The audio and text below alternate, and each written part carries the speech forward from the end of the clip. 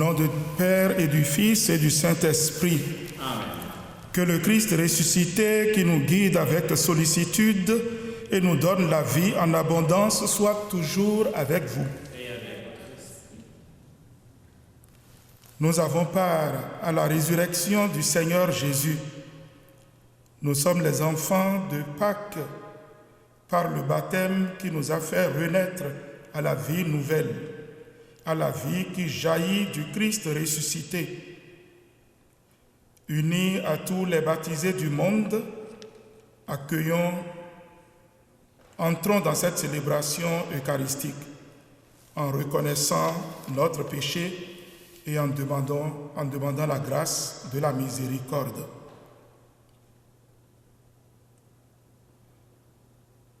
Seigneur Jésus, tu es le bon berger qui nous appelle à te suivre avec confiance. Aide-nous à reconnaître ta voix et prends pitié de nous. Ô Christ, tu donnes ta vie pour que nous recevions la vie de Dieu. Aide-nous à nous ouvrir à ta grâce et prends pitié de nous. Seigneur, tu nous confies les uns aux autres et tu nous appelles à l'unité. Aide-nous à voir nos frères et sœurs comme tu les vois et prends pitié de nous. Que Dieu Tout-Puissant nous fasse miséricorde, qu'il nous pardonne nos péchés et nous conduise à la vie éternelle.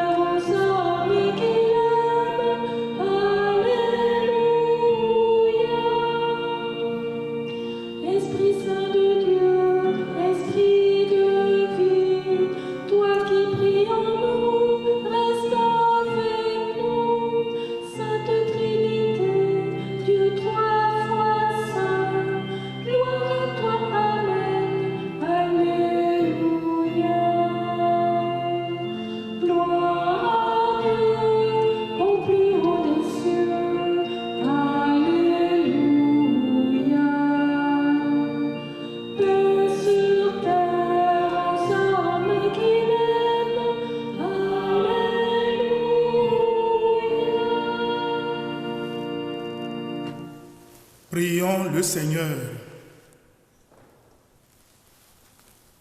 Dieu éternel et tout-puissant, guide-nous jusqu'au bonheur du ciel, que le troupeau parvienne, malgré sa faiblesse, là où son pasteur est entré victorieux, lui qui vit et règne avec toi et le Saint-Esprit, maintenant et pour les siècles des siècles.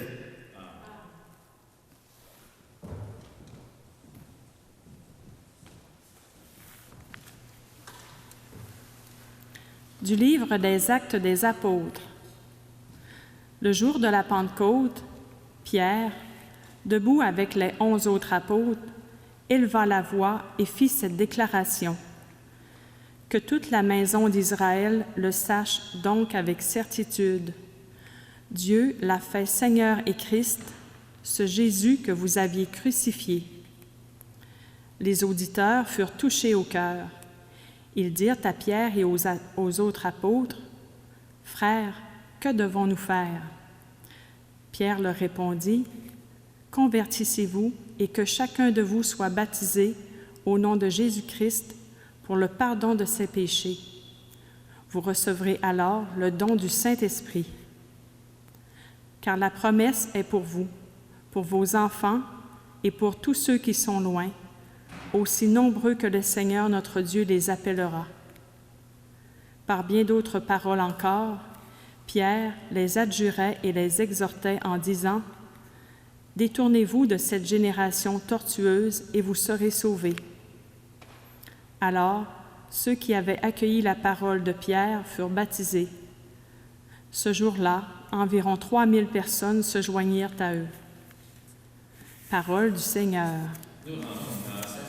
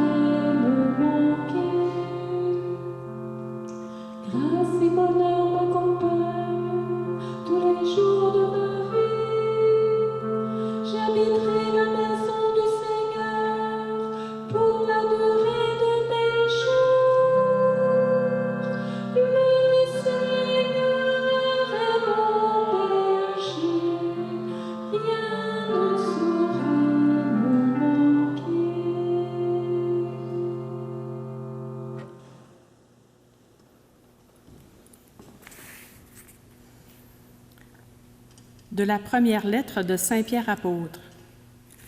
Bien-aimés, si vous supportez la souffrance pour avoir fait le bien, c'est une grâce aux yeux de Dieu. C'est bien à cela que vous avez été appelés, car c'est pour vous que le Christ, lui aussi, a souffert. Il vous a laissé un modèle afin que vous suiviez ses traces. Lui n'a pas commis de péché. Dans sa bouche, on n'a pas trouvé de mensonge. Insulté, il ne rendait pas l'insulte. Dans la souffrance, il ne menaçait pas, mais il s'abandonnait à celui qui juge avec justice. Lui-même a porté nos péchés dans son corps, sur le bois, afin que, morts à nos péchés, nous vivions pour la justice. Par ses blessures, nous sommes guéris, car vous étiez errants comme des brebis, mais à présent vous êtes retournés vers votre berger, le gardien de vos âmes. Parole du Seigneur. Nous rendons grâce à Dieu.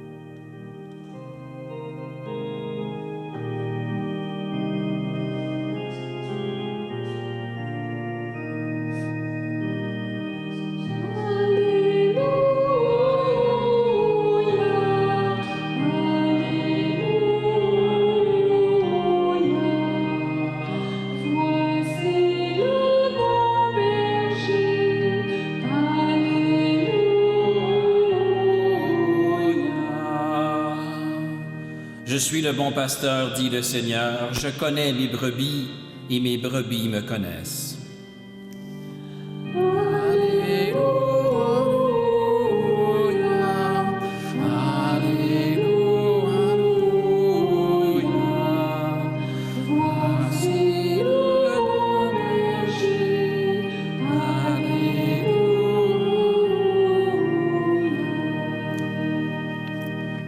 Le Seigneur soit avec vous. Évangile de Jésus-Christ selon Saint Jean. Gloire à toi, Seigneur. En ce temps-là, Jésus déclara « Amen, Amen, je vous le dis, celui qui entre dans l'enclos des brebis sans passer par la porte, mais qui escalade par un autre endroit, celui-là est un voleur et un bandit. Celui qui entre par la porte, c'est le pasteur, le berger des brebis. Le portier lui ouvre et les brebis écoutent sa voix. Ces brebis à lui, il les appelle chacune par son nom et il les fait sortir. Quand il a poussé dehors toutes les siennes, il marche à leur tête et les brebis le suivent car elles connaissent sa voix. Jamais elles ne suivront un étranger, mais elles s'enfuiront loin de lui, car elles ne connaissent pas la voix des étrangers. Jésus employa cette image pour s'adresser aux pharisiens, mais eux ne comprirent pas de quoi il leur parlait. C'est pourquoi Jésus reprit la parole. « Amen, Amen, je vous le dis, moi je suis la porte des brebis. Tous ceux qui sont venus avant moi sont des voleurs et des bandits. Mais les brebis ne les ont pas écoutés. Moi, je suis la porte. Si quelqu'un entre en passant par moi, il sera sauvé. Il pourra entrer, il pourra sortir et trouver un pâturage. Le voleur ne vient que pour voler, égorger, faire périr. Moi, je suis venu pour que les brebis aient la vie en abondance. Acclamons la parole de Dieu. Louange à toi, Seigneur Jésus.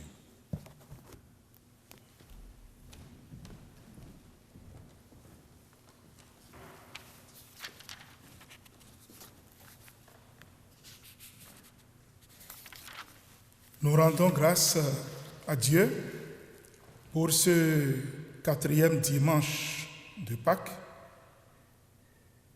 qui nous révèle, nous dévoile Jésus comme le bon pasteur, le bon berger.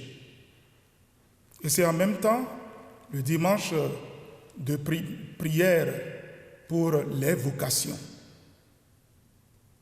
Et en regardant Jésus, le bon pasteur, nous découvrons quelle était sa vocation au milieu de nous, cette vocation qu'il a accomplie parfaitement et qui consiste à donner la vie et la vie en abondance.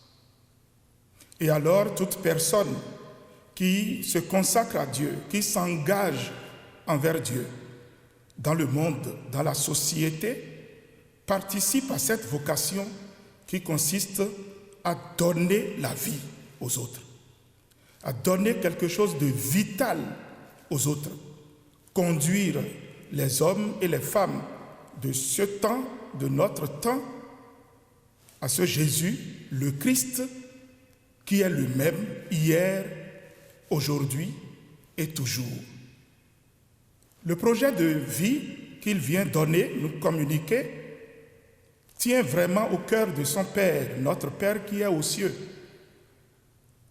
La parole de Dieu nous dit dans l'Évangile que Dieu a tellement aimé le monde qu'il a envoyé son Fils, afin que quiconque croit en lui ne périsse point, mais qu'il ait la vie éternelle. Cette vie éternelle est le propre de Dieu, c'est la vie divine. Et Dieu veut la communiquer aux hommes qui étaient déjà morts par le péché. Et nous étions tous par nature humaine destinés et voués au péché et à la mort à cause du péché dans notre vie. Mais Dieu vient nous réveiller de cette mort et nous communiquer sa propre vie pour que nous devenions ses enfants, ses fils et ses filles bien-aimés dans le monde. Et nous participons ainsi en recevant son esprit d'adoption à sa nature divine, comme nous le dit l'apôtre Pierre. Voilà ce qu'est venu accomplir Jésus en venant dans notre monde, en assumant notre humanité. Cette question est lancinante au cœur de tout homme. Et le jeune homme riche de l'Évangile nous la dévoile clairement. Voilà un homme qui avait tous les avantages de la vie. En tout cas, il était immensément riche, mais il y avait quelque chose de fondamental qui lui manquait. La vie éternelle, qui le tenait aux entrailles et sur laquelle il n'a ni prise ni emprise, malgré son obéissance assidue à la loi telle qu'enseignée par Moïse et les pharisiens, et malgré sa grande richesse que personne ne pouvait quantifier, inestimable. La vie en question ne s'achète pas. Elle ne pourra donc être que l'œuvre de la grâce en nous. Et voilà ce que Jésus est venu accomplir. Il l'a accompli parfaitement par amour. L'Évangile dit aussi de lui que quand le moment était venu de passer de ce monde à son Père, Jésus, ayant aimé les siens, ses disciples, le bon berger ayant aimé ses brebis, ses disciples, ses apprenants qui étaient dans le monde, il les aima jusqu'au bout. Donc il vous a aimé, il m'a aimé, il nous a tous aimés jusqu'au bout. Au bout, c'est quoi? C'est jusqu'à la croix. En livrant sa vie, en versant son sang. Lui qui a dit qu'il est le chemin, la vérité et la vie, c'est sur la croix, cette œuvre accomplie par la passion, la croix, la mort et la résurrection, voilà le haut lieu d'où il nous communique cette vie divine que l'on obtient uniquement par la foi, en écoutant la bonne nouvelle du salut qu'il est venu proclamer. Et là, toute personne qui accueille cette bonne nouvelle, qui adhère, qui accueille cet événement pascal, qu'est la passion, la mort et la résurrection, qui y croit fermement, celui-là s'ouvre à cette vie divine. Et lorsque chacun de nous, nous nous laissons percuter de l'intérieur par la proclamation de la bonne nouvelle qui nous traverse comme une épée à double tranchant, lorsqu'elle est annoncée dans la puissance de l'Esprit Saint, référons-nous au jour de Pentecôte, les auditeurs ont eu le cœur transpercé. Et alors ils ont dit, Pierre, que devons-nous faire pour avoir cette vie? Pierre dit, si vous écoutez cette parole, que le Christ, qui est le cœur de l'Évangile, ce Jésus que vous avez crucifié, Dieu l'a ressuscité, il l'a fait Christ et Seigneur. Si nous croyons en cela, Pierre dit, convertissez-vous. Recevez le baptême dans le nom de Jésus et vous serez pardonnés de vos péchés et vous recevrez alors le Saint-Esprit. La finalité de toute vie humaine, comme le dit Séraphime de Sarov, est de recevoir l'Esprit Saint, qui est l'Esprit du Christ. Parce que quiconque n'a pas l'Esprit du Christ en lui ne lui appartient pas. Et lorsqu'on croit en lui et qu'on vient à lui, en se mettant à son école, on accepte ce retournement de nos pensées, de notre ancienne mode de vie, et nous revenons à lui. Nous baptisons, nous acceptons le baptême en son nom, en plongeant dans sa vie et en le recevant en nous. Alors le Christ devient notre vie et le Christ en nous devient l'espérance de la gloire, comme le dit Paul aux Colossiens. Il est l'espérance de la gloire. Et lorsque le Christ, comme Paul, nous arrivons à dire « Je vis, mais ce n'est plus moi qui vis, c'est le Christ qui vit en moi », ça c'est la vie de Dieu même qui gronde en nous, qui se manifeste en nous. alors nous recevons le Saint-Esprit. Le Saint-Esprit qui est la puissance de Dieu, qui a ressuscité Jésus d'entre les morts. Et cette puissance entre dans nos tombeaux et nous réveille, nous ranime, nous ramène à la vie divine et nous introduit dans la justice et dans le royaume de Dieu. Voilà l'œuvre que Dieu a accomplie en son Christ à travers la Pâque, que nous avons fêté autrement cette année-ci, chacun confiné chez lui. C'est ce Jésus qui est le même hier, aujourd'hui et toujours, qui s'est manifesté à l'apôtre Jean dans l'Apocalypse en lui disant « Jean, n'aie pas peur, n'aie crainte, ne crains pas. Je suis le premier et le dernier. J'étais mort et me voici vivant. » Il est le vivant et il est avec nous, il est en nous. En ce dimanche du bon pasteur, nous avons les yeux fixés sur lui pour que cette vie nous soit communiquée autrement, pour que nous puissions aller de l'avant et reprendre une vie normale. Mais comment Jésus a-t-il donné cette vie? En revenant à l'Évangile et aux Écritures, nous voyons que cette vie, Jésus l'a communiquée en conduisant tous ceux et celles qui viennent à lui dans de verts pâturages et à des sources d'eau vive. Qu'est-ce que cela peut vouloir dire? Les verts pâturages, c'est la parole de Dieu. Mais il nous la donne, Jésus, le bon berger, nous la donne de trois manières. La première manière, c'est lorsqu'il proclame la parole qui vient de lui, qui est l'évangile, la bonne nouvelle, cette bonne nouvelle qui est puissance de salut, puissance de Dieu pour quiconque croit. Lorsque nous adhérons à cette proclamation, la semence est entrée en nous. Et lorsque nous accueillons cette parole et toute parole de Dieu, parce que l'homme ne vit pas seulement de pain, mais de toute parole qui sort de la bouche de Dieu, et en l'occurrence l'évangile d'abord. Si nous écoutons tout le reste de la parole au prisme de l'évangile, alors lorsque nous méditons la parole de Dieu et nous la murmurons jour et nuit, considérons le psaume 1er et ce que Dieu a dit à Josué, lorsque nous la méditons cette parole jour et nuit et qu'elle ne quitte pas nos cœurs et nos lèvres, nous devenons comme des arbres plantés au bord d'un ruisseau et nous portons du fruit à chaque saison et c'est alors que nous réussissons dans toutes nos entreprises. Elle englobe toute la vie humaine et tout le fruit que Dieu veut voir se produire en nous par son esprit qu'il nous donne. C'est la première manière. La deuxième manière, donc, qui vient après la méditation, c'est l'enseignement. Un jour, Jésus a vu les foules nombreuses qui étaient venues le voir et il a eu compassion d'eux parce qu'ils étaient comme des brebis sans berger. Alors, l'Écriture dit ceci exactement, il se mit à les instruire longuement. C'est l'enseignement. Le proverbe dit, dans le livre des proverbes, il est écrit, mon fils, prête attention à mon enseignement, à mes instructions, prête oreille à mes instructions, garde-les dans ton cœur.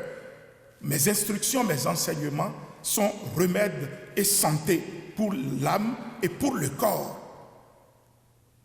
Donc si nous voulons avoir la vie de Dieu, mangeons longuement à la table du Seigneur, à la table de sa parole. La troisième manière, c'est l'Eucharistie. Lui-même dira, si vous ne mangez pas la chair du Fils de l'homme et si vous ne buvez pas son sang, vous n'aurez pas la vie en vous.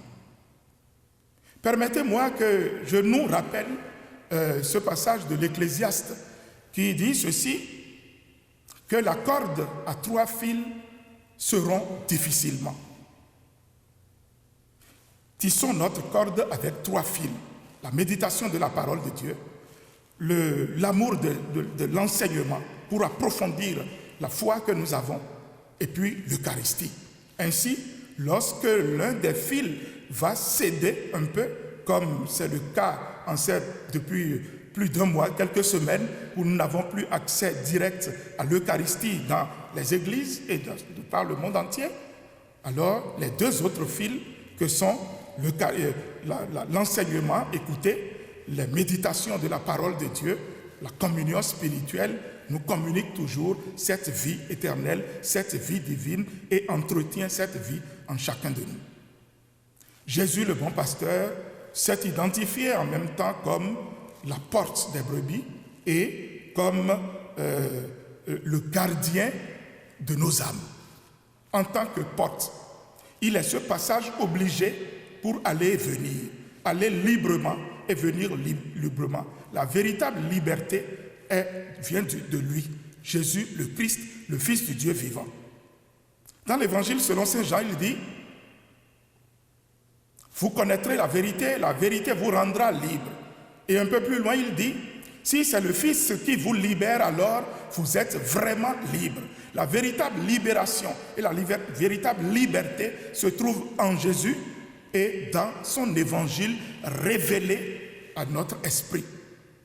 Comme ce fut le cas pour l'apôtre Paul, demandons au Seigneur intensément, en ces temps que nous vivons, qui sont les nôtres, qu'il lui plaise de révéler à notre esprit, à notre cœur, à notre entendement, de révéler à notre homme intérieur le Christ, le Fils du Dieu vivant, et que nous accédions à cette vérité, que nous ayons l'intelligence des Écritures et de la parole de Dieu.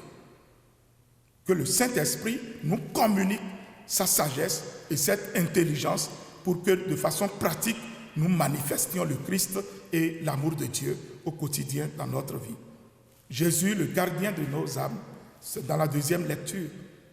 Il garde nos âmes pour nous préserver, comme David a préservé son petit troupeau de moutons et de brebis. Il les a préservés du loup et de l'ours, du lion et de l'ours. Jésus, en veillant sur nous, fait barrage aux voleurs qui viennent pour voler, détruire et faire égorger. Il nous épargne de cette mort éternelle, de cette destruction éternelle. Alors, nous ne pouvons que le bénir, le célébrer et lui rendre grâce et lui confier encore nos vies et nos pays, nos familles, pour que demain, nous puissions nous retrouver dans la joie, dans le même troupeau, sous la vigilance du même seul et unique berger qui nous communique la vie, et cette vie, qu'elle porte du fruit au quotidien en chacun d'entre nous et dans notre cité. Le Seigneur soit avec vous.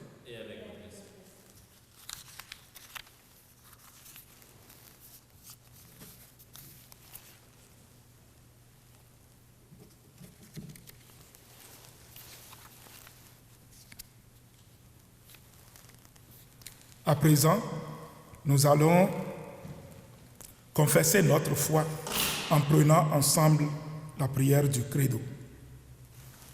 Je crois en Dieu, le Père Tout-Puissant, Créateur du ciel et de la terre, et en Jésus-Christ, son Fils unique, notre Seigneur, qui a été conçu du Saint-Esprit, est né de la Vierge Marie, a souffert sous Ponce Pilate, a été crucifié, est mort, a été enseveli, descendu aux enfers le troisième jour, est ressuscité des morts, est monté aux cieux, est assis à la droite de Dieu le Père Tout-Puissant, d'où il viendra juger les vivants et les morts.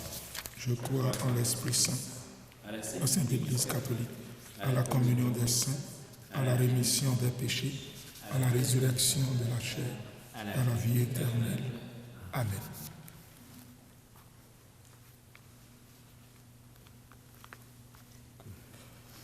Avec confiance, présentons au Seigneur les besoins de l'Église et de notre monde. Dieu, bon berger, entend et exauce notre prière. En cette journée mondiale de prière pour les vocations, les ministres ordonnés et la vie consacrée, vois, Seigneur, les hommes et les femmes qui consacrent leur vie au service de l'Évangile, qu'ils empruntent avec confiance de nouveaux chemins pour l'annoncer dans le monde d'aujourd'hui. Dieu, bon berger, entend et exauce notre prière. Vois, Seigneur, les personnes qui s'engagent dans le mariage ou le célibat, qu'elles s'épanouissent et soient des instruments de paix et d'unité dans leur famille, leur travail, leur quartier et leur communauté. Dieu, bon berger, entend, exauce nos prières. Vois, Seigneur, les chefs des pays en guerre, qu'ils ouvrent la porte au dialogue et à la négociation pour une paix juste et durable. Dieu, bon berger, entend et exauce nos prières. Pour les jeunes de notre paroisse qui devaient vivre leur première communion en cette fin de semaine dans nos rassemblements dominicaux, vois, Seigneur, les jeunes en quête de leur propre identité et du sens de leur vie, que la parole les attire, les éclaire et les guide. Dieu, bon berger, entend et exauce notre prière. Vois, Seigneur, notre communauté, qu'elle forme une famille unie et s'exerce la confiance mutuelle, le pardon et le partage. Dieu, bon berger, entend et exauce nos prières. Et prions pour tous les malades et ceux qui s'en occupent, qui en prennent soin en ce temps. Prions le Seigneur. Dieu, bon berger, entend et exauce notre prière. Seigneur Dieu, tu as envoyé ton Fils Jésus comme berger de notre monde. Donne-nous ton esprit afin que nous reconnaissions sa voie et que nous le suivions sur son chemin de vie, de lumière et de liberté. Nous te le demandons par ce même Jésus, le Christ, notre Seigneur. Amen. Amen.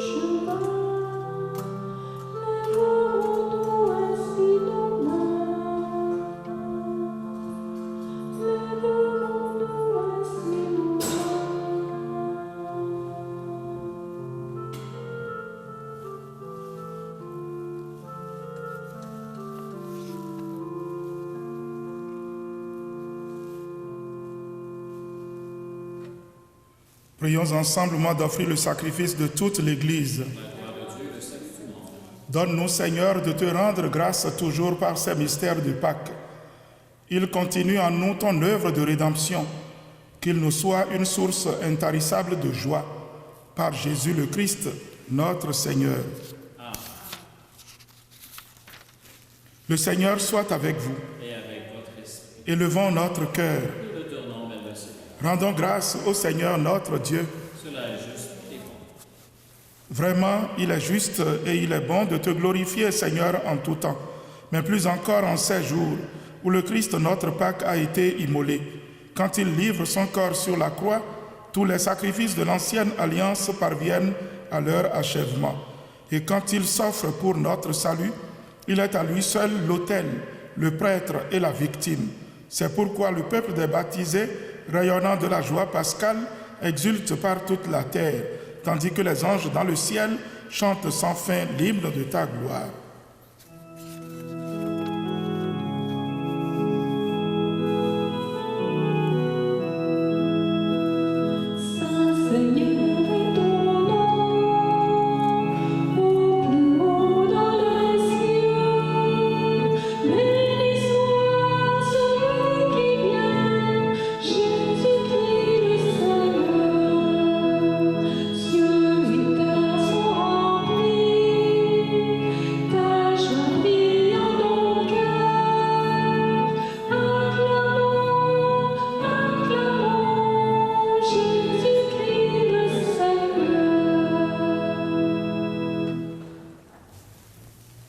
Tu es vraiment saint, Dieu de l'univers, et toute la création proclame ta louange. Car c'est toi qui donnes la vie. C'est toi qui sanctifies toutes choses par ton Fils Jésus-Christ notre Seigneur, avec la puissance de l'Esprit Saint. Et tu ne cesses de rassembler ton peuple, afin qu'il te présente partout dans le monde une offrande pure. C'est pourquoi nous voici rassemblés devant toi, et dans la communion de toute l'Église, en ce premier jour de la semaine, nous célébrons le jour où le Christ est ressuscité d'entre les morts. Par lui que tu as élevé à ta droite, Dieu Tout-Puissant, nous te supplions de consacrer toi-même les offrandes que nous apportons. Sanctifie-les par ton esprit, pour qu'elles deviennent le corps et le sang de ton Fils Jésus-Christ notre Seigneur, qui nous a dit de célébrer ce mystère.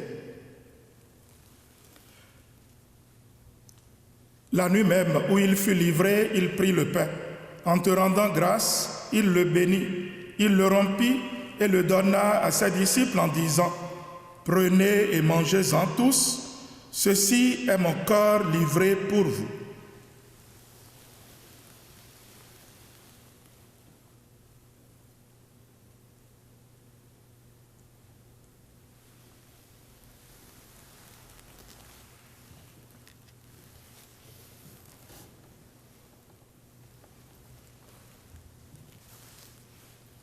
De même, à la fin du repas, il prit la coupe.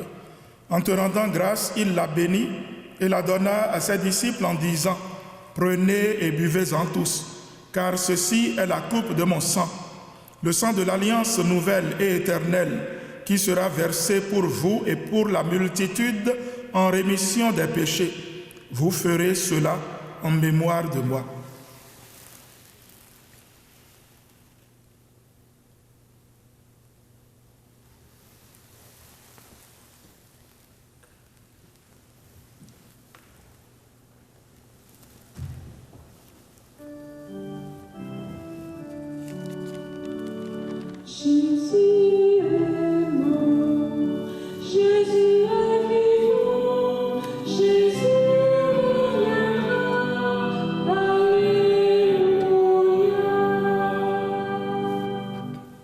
En faisant mémoire de ton Fils, de sa passion qui nous sauve, de sa glorieuse résurrection et de son ascension dans le ciel, alors que nous attendons son dernier avènement, nous présentons cette offrande vivante et sainte pour te rendre grâce. Regarde, Seigneur, le sacrifice de ton Église et d'y reconnaître celui de ton Fils qui nous a rétablis dans ton alliance. Quand nous serons nourris de son corps et de son sang et remplis de l'Esprit Saint, accorde-nous d'être un seul corps et un seul esprit dans le Christ. Que l'Esprit Saint fasse de nous une éternelle offrande à ta gloire, pour que nous obtenions un jour les biens du monde à venir, auprès de la Vierge Marie, la bienheureuse Mère de Dieu, avec Saint Joseph, son époux, avec les apôtres, les martyrs et tous les saints qui ne cessent d'intercéder pour nous. Et maintenant, nous te supplions, Seigneur, par le sacrifice qui nous réconcilie avec toi, étends au monde entier le salut et la paix. Affermis la foi et la charité de ton Église au long de son chemin sur la terre. Veille sur ton serviteur, le pape François, et notre évêque Noël Simard, l'ensemble des évêques, les prêtres, les diacres et tout le peuple des rachetés. Écoute les prières de ta famille assemblée devant toi et ramène à toi, Père très aimant, tous tes enfants dispersés.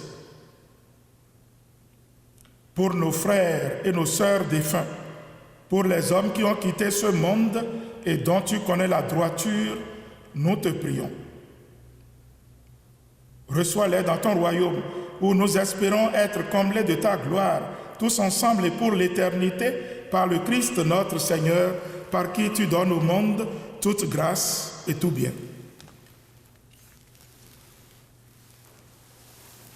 Par lui, avec lui et en lui, à toi, Dieu le Père Tout-Puissant, dans l'unité du Saint-Esprit, tout honneur et toute gloire pour les siècles des siècles. Amen.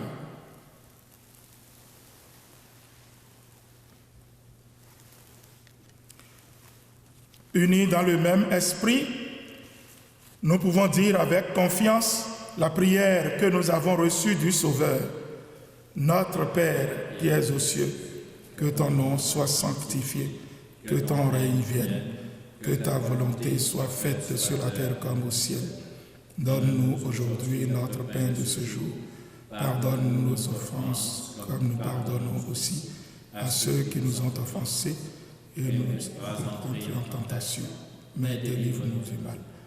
Délivre-nous de tout mal, Seigneur, et donne la paix à notre temps. Par ta miséricorde, libère-nous du péché.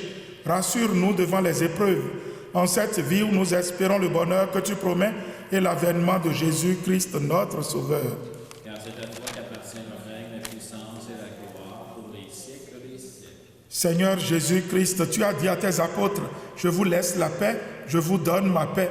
Ne regarde pas nos péchés, mais la foi de ton Église. Pour que ta volonté s'accomplisse, donne-lui toujours cette paix et conduis-la vers l'unité parfaite, toi qui règnes pour les siècles des siècles. Que la paix du Seigneur soit toujours avec vous. Et avec votre esprit.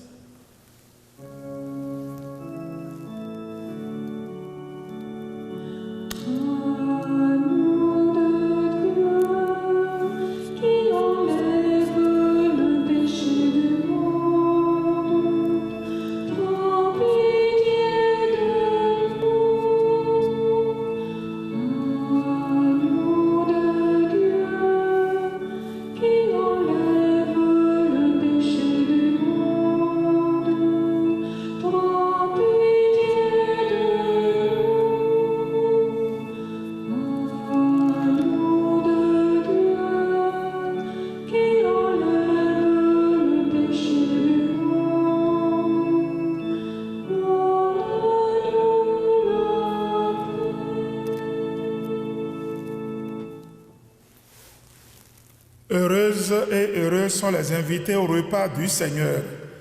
Voici l'agneau de Dieu qui enlève le péché du monde. Seigneur, je ne suis pas digne de recevoir, mais dis seulement une parole et je serai guéri.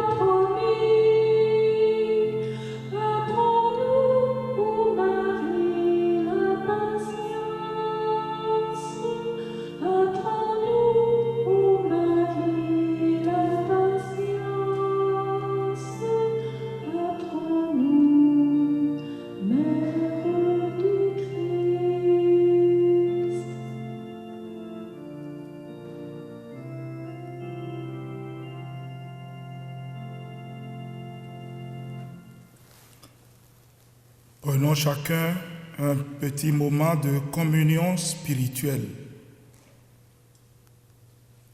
Mon Jésus, je crois que vous êtes ici présent dans le Saint-Sacrement. Je vous aime par-dessus toutes choses et je désire ardemment vous recevoir dans mon âme. Puisque je ne peux à cette heure vous recevoir sacramentellement, venez au moins spirituellement dans mon cœur. Comme si vous étiez déjà présent, je vous adore et tout entier, je m'unis à vous. Ne permettez jamais que je me sépare de vous. Amen.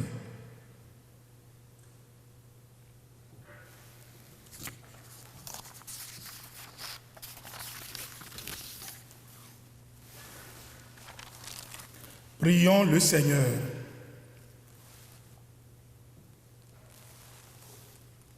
Père Tout-Puissant et Pasteur plein de bonté, veille sur tes enfants avec tendresse. Tu nous as sauvés par le sang de ton Fils. Ouvre-nous une demeure dans le royaume des cieux. Par Jésus-Christ, ton Fils, notre Seigneur et notre Dieu, qui vit et règne avec toi dans l'unité du Saint-Esprit, maintenant et pour les siècles des siècles. Amen.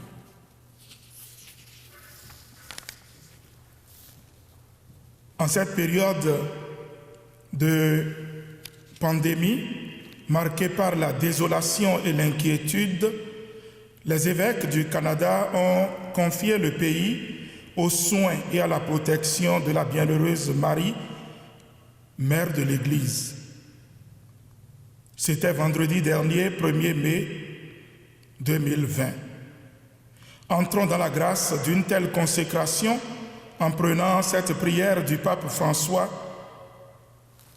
adressée à Marie, Notre-Dame du Divin Amour, pour la protection en ce temps de pandémie.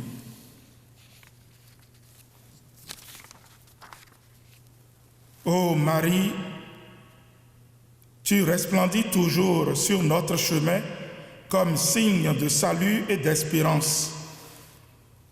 Nous nous confions à toi, santé des malades, qui, auprès de la croix, a été associée à la douleur de Jésus en maintenant ta foi ferme. Toi, tu sais de quoi nous avons besoin et nous sommes certains que tu veilleras afin que, comme à Cana de Galilée, puisse revenir la joie et la fête après ce moment d'épreuve.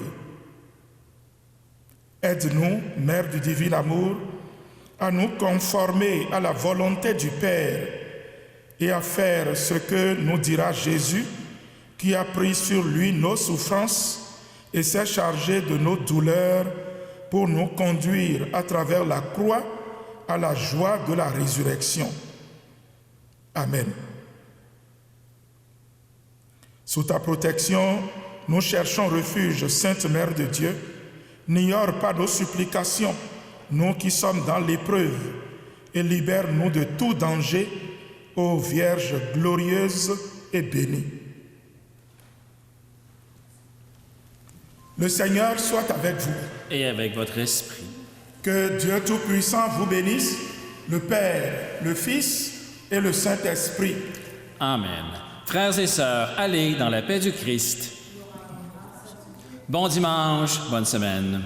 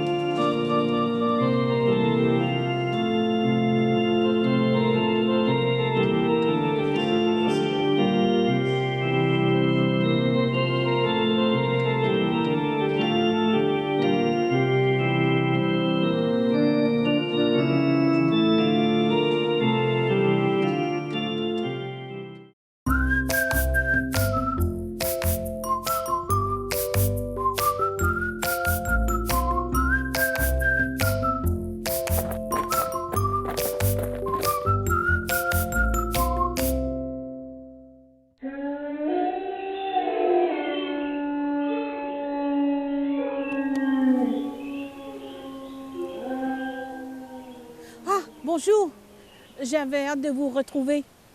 Voyons voir quelle histoire je vais vous raconter cette fois-ci.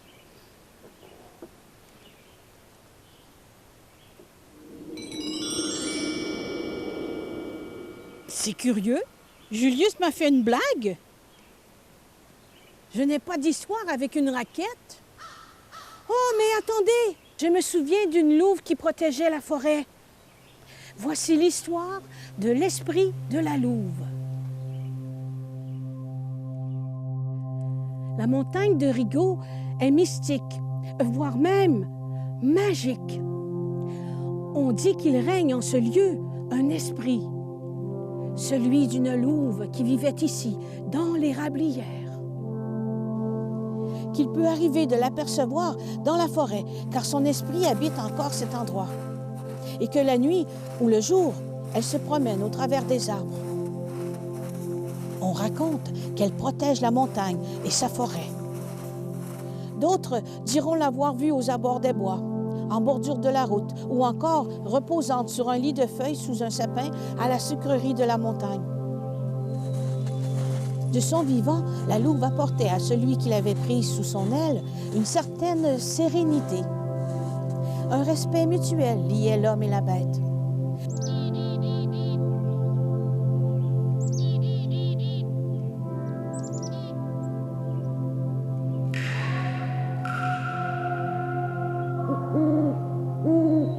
Les nuits de pleine lune, la louve hurlait de sa voix gutturale, un hymne à l'astre de la nuit.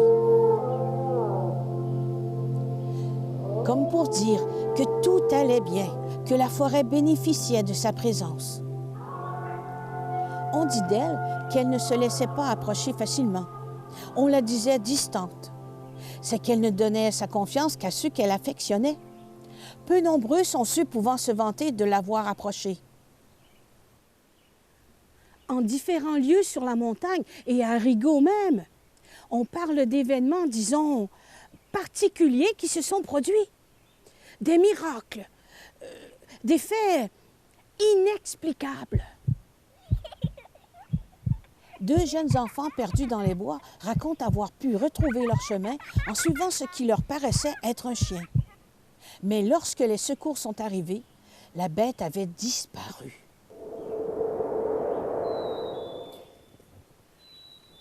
On relate aussi qu'un braconnier se serait fait surprendre par la louve.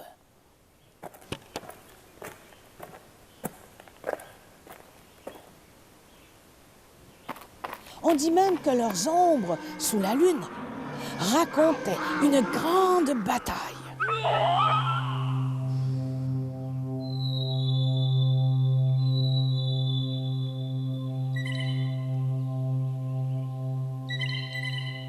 La louve portait en elle cet esprit de liberté qui habite chaque être et chaque âme qui l'ont côtoyé. C'est peut-être ce qui a fait de ce lieu un endroit unique, où le temps peut s'arrêter et laisser place au contentement. Tendez l'oreille les nuits de pleine lune, et peut-être que vous aussi, vous l'entendrez chanter sa complainte. Mère Louve vous dit à bientôt et continuez de prendre soin de la forêt.